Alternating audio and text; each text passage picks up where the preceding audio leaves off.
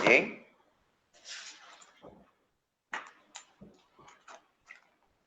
Kenapa FSH kena tinggi sikit daripada LH? Sebab step nombor 3 sekarang. Okay. Di mana step nombor 3 kat sini, FSH and LH will stimulate follicle growth ataupun follicle growth. Okay, itu step nombor 3. Okay. Antara FSH dengan LH, yang paling banyak memainkan peranan untuk stimulate follicle growth adalah hormon FSH.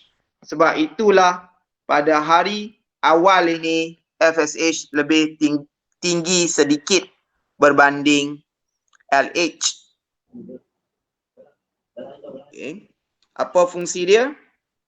Fungsi dia daripada nama pun kita dah tahu, follicle stimulating hormone. Jadi siapa yang akan stimulate follicle growth antara FSH dengan LH? FSH. FSH. Okay. Follicle stimulating hormone. So itu step nombor 3. Okay. Dan cuba tengok apa jadi pada follicle bila dia grow. Warna apa follicle? Warna orange. Warna orange. Sel yang color kuning kat dalam tu? Oocyte. Betul, oocyte. Okay.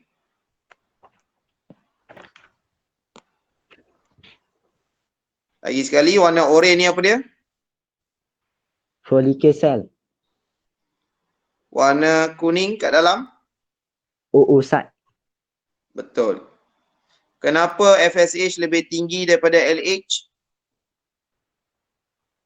Pada hari pertama, D0, D0, D1. FSH stimulate follicle to grow. Betul. FSH will stimulate follicle to grow. Tetapi adakah FSH saja? Tidak. Jawapannya FSH and LH. Tapi yang betul-betul memainkan peranan besar untuk stimulate follicle growth, siapa dia? FSH. FSH. Apa jadi bila follicle grow? Apa tukar jadi apa bila follicle grow? Pyramidal follicle tukar jadi secondary. Tukar jadi primary follicle. Kemudian? Tukar jadi secondary follicle dan jadi Graafian follicle. Betul. Graafian follicle adalah follicle yang apa? Yang matang. Betul. Maturing follicle dipanggil Graafian follicle. Hormon apa yang stimulate follicle grow? FSH.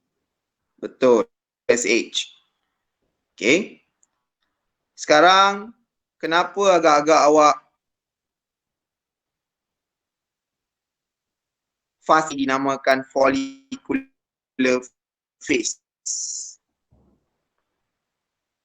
dalam ovarian cycle? Sebab development of follicle. Betul.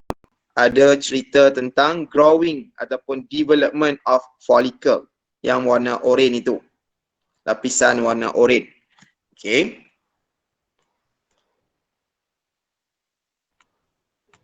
So kita baca lagi. Sambil follicle grow, step nombor 4 sekarang. Follicle ataupun growing follicle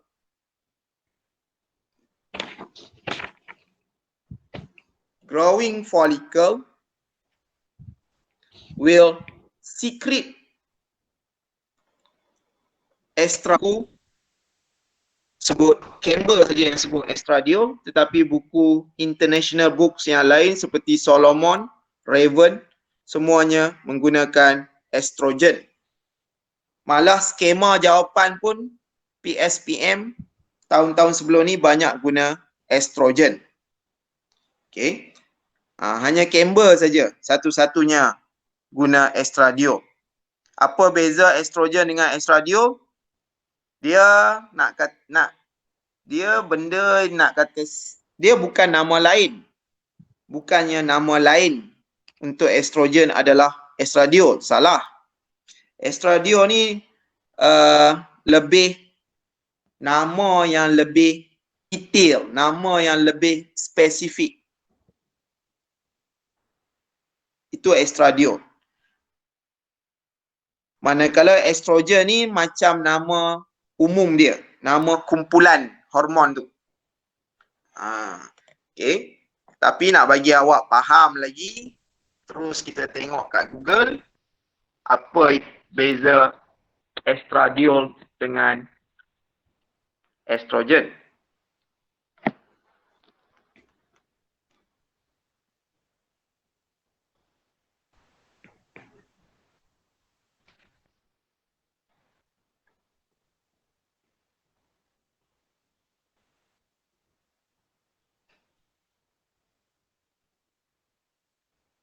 Okey.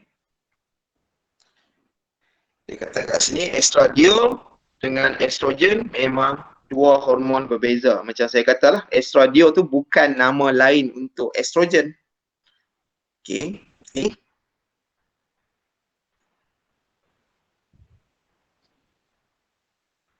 Ini. Tengok Wikipedia ni. Baca tengok.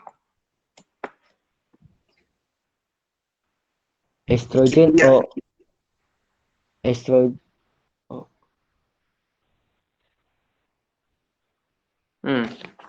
Sama je. Estrogen Satu tu bunyi Britain, satu lagi bunyi American.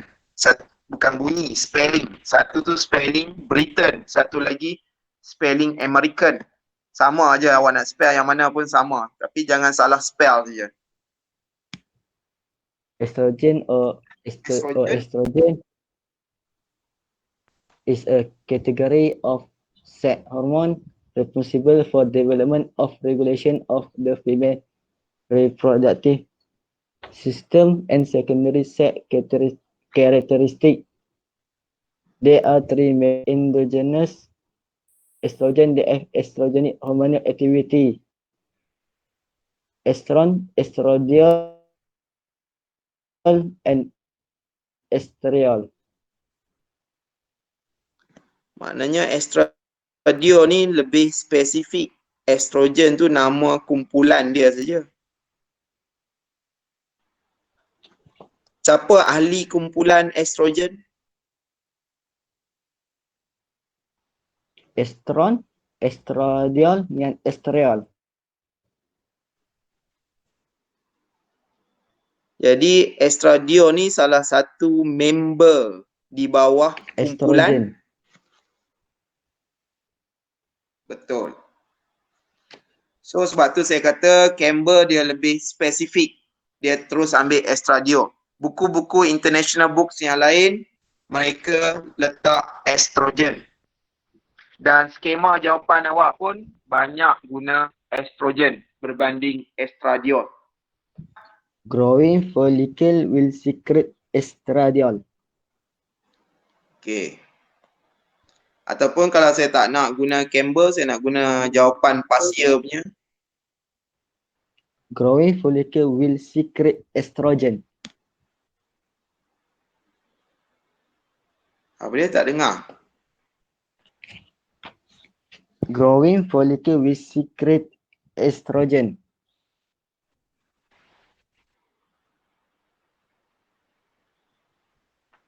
Apa suara awak putus-putus juga ni?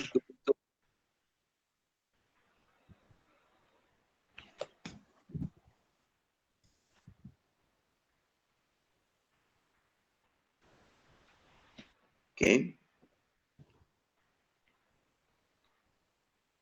So bila follicle itu semakin grow, semakin membesar, apa jadi kepada level estradiol ataupun level estrogen bila folikel itu semakin membesar. Meningkat sir. Betul. So ayatnya kat sini, estrogen secreted by growing follicle in increasing amount. Baca balik ayat ni. Estrogen secreted by growing follicle in increasing amount. So apa jadi pada graf warna biru? Graf warna biru ni siapa punya?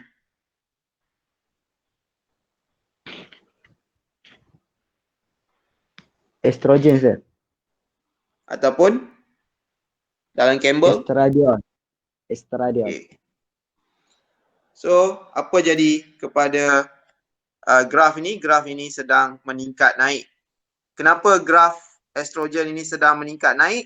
Sebab sedang dirembeskan oleh folikel yang tengah membesar, growing follicle. Lagi besar folikel itu, lagi besar structure color orange tu, lagi banyak hormon estrogen dirembeskan. Saya akan guna banyak estrogen lah. Saya kurang guna estradiol. Okay. Nah, apa fungsi hormon estradiol? Masih lagi step nombor 4. Apa fungsi hormon estradiol? Ataupun apa fungsi hormon? Estrogen stimulate repairing and healing of uterus and thickening of endometrium. Ada dua fungsi. Okay. Ada dua fungsi estrogen ataupun estradiol. Yang pertama adalah repairing and healing of uterus wall. Yang kedua fungsi dia adalah thickening, menebalkan endometrium. Nama lain untuk endometrium adalah uterus wall ataupun setengah buku sebut uterine wall. Apa nama lain endometrium? Uterus wall. Ataupun? Uterine wall. Uterine wall. R-I-N-E. Uterine wall. Okay.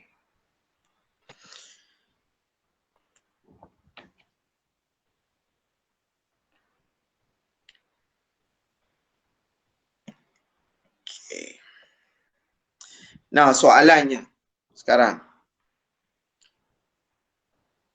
Okay. Hormon estrogen ataupun estradiol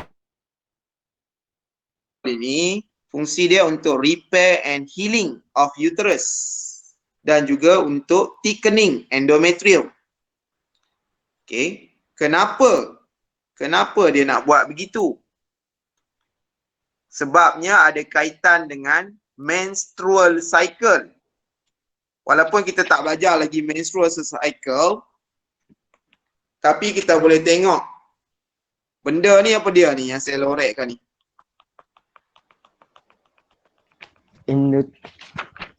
Endometrium. Betul.